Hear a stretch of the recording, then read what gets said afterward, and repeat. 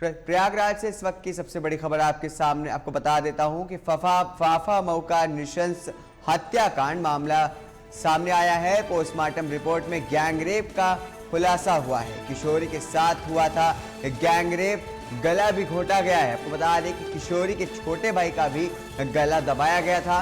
Report में सभी के सिर में चोट के निशान मिले हैं। रात में 3 डॉक्टरों के पैनल ने पोस्टमार्टम की पूरी प्रक्रिया की है, जिसमें ये सब बातें सामने आई है। वीडियोग्राफी के बीच चारों शवों को पोस्टमार्टम किया गया है। दलित परिवार के 4 लोगों की हुई थी निर्मम तरीके से हत्या। आपको बता दें कि प्रयागराज के फाफा मऊ का नृशंस हत्याकांड मामला अब और खुलता जा रहा है, उजागर होता जा रहा है। पोस्टमार्टम की रिपोर्ट भी सामने आ गई है, जिसमें यह खुलासा हुआ है कि गैंगरेप हुआ था। किशोरी के साथ गैंगरेप किया गया था और उसका गला भी घोटा गया था। किशोरी के साथ गैंगरेप के बाद गला घोटा गया और उसके छोटे भाई का भी गला दबाया गया था। रिपोर्ट में सभी के सर पे निशान मिले हैं। रात में 3 डॉक्टरों के पैनल ने पोस्टमार्टम किया। वीडियोग्राफी के बीच चारों शवों का पोस्टमार्टम हुआ है। आपको बता रहे कि दलित परिवार के 4 लोगों की निर्मम तरीके से हत्या कर दी गई थी।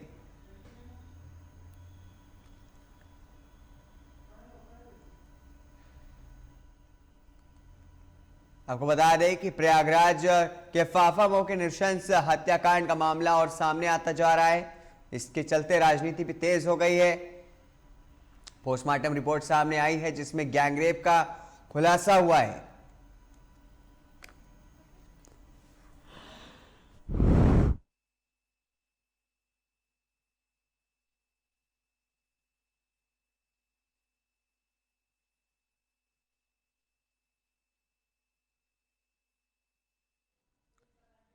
आपको बता दें कि पोस्टमार्टम रिपोर्ट सामने आ गई है। नृशंस हत्याकांड का मामला सामने आ गया है। किशोरी के साथ गैंगरेप हुआ था, गला भी घोटा गया था। किशोरी के छोटे भाई का भी गला दबाया गया था। रिपोर्ट में सभी के सिर पे चोट के निशान मिले हैं। रात में 3 डॉक्टरों के पैनल ने पूरा पोस्टमार्टम किया है। वीडियोग्राफी के बीच चारों शवों का पोस्टमार्टम हुआ है। दलित परिवार के 4 लोगों की निर्मम तरीके से हत्या कर दी गई थी। इसके चलते राजनीति भी तेज हो गई है। विपक्ष के कई नेता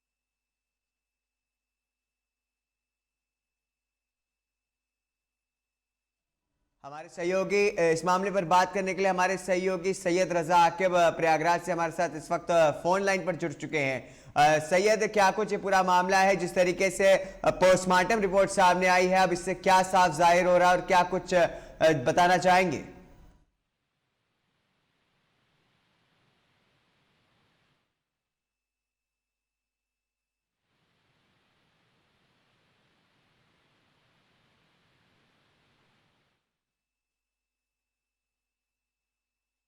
जा रही है। उसके साथ पहले गैंगरेप किया गया और उसके बाद उसको गला दबा करके उसकी हत्या कर दी गई।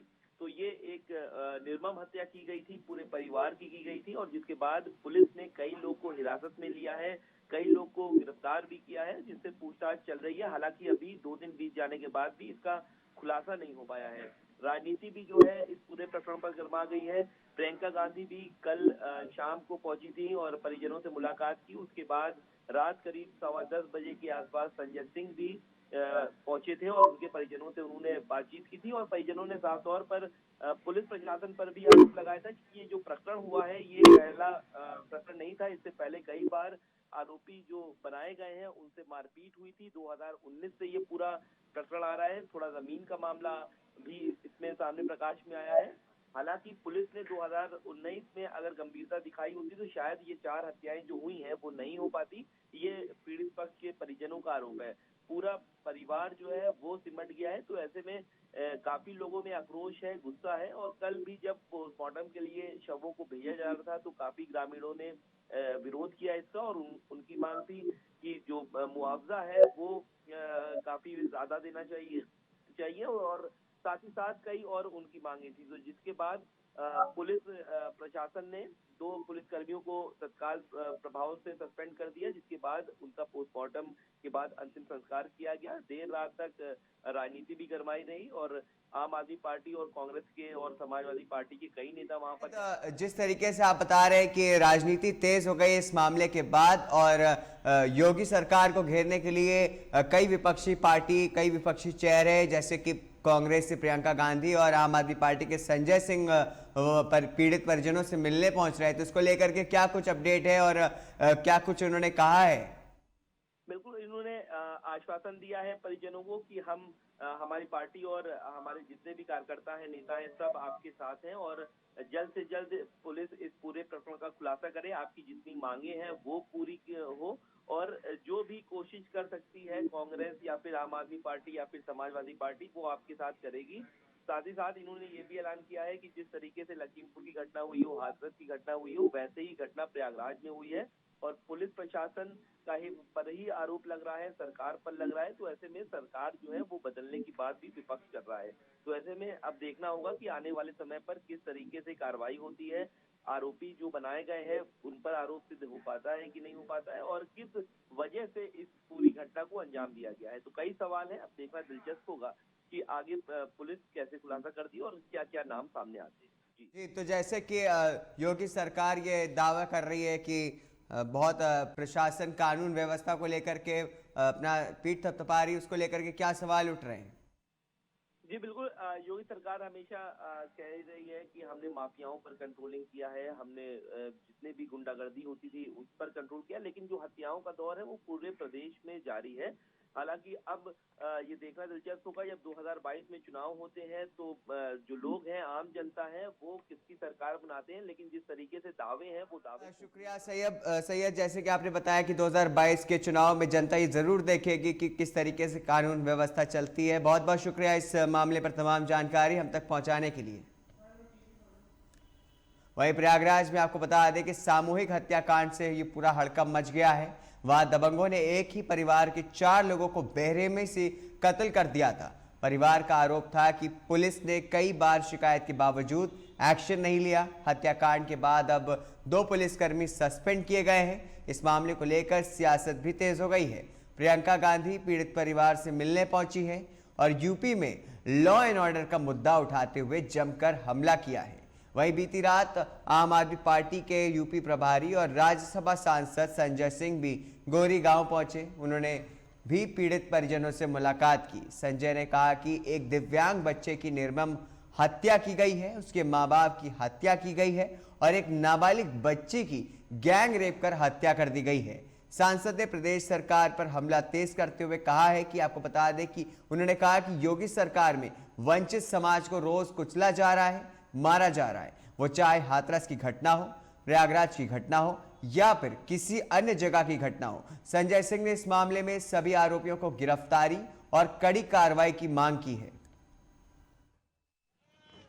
आज देश संविधान दिवस मना रहा है। ये जो पीड़ित परिवार है, जिनके परिवार की हत्या की गई है, ये उनके भाई हैं। ये एसएसबी में झारखंड में काम करते हैं, मतलब इस देश की सुरक्षा को ये देखते हैं, ये करते हैं। हम पकड़े और ये उस एरिया में काम करते हैं जहाँ पे नक्सल बहुल एरिया है। तो ये देश की सुरक्षा कर रहे हैं और इनको क्या मिल रहा है? मैं पूछना चाहती हूँ, इनको न्याय क्यों नहीं मिल रहा है? जो वीडियो मुझे दिखाए गए हैं और जो मुझे बताया गया है कि जिस तरह से ये हुआ है इधर, मैं खुद हिली हुई हूँ और दहशत में है परिवार। सब परिवार के सदस्य ये कह रहे हैं कि हमें पता नहीं कि हमारे साथ क्या होगा। महिलाएं हैं सारी, एक पुरुष हैं जो झारखंड में काम करते हैं, उनको घबराहट हो रही है कि वो अकेले क्या करेंगी, कल को कोई आके उनको प्रताड़ित करे। पुलिस से उनको सहयोग नहीं मिला।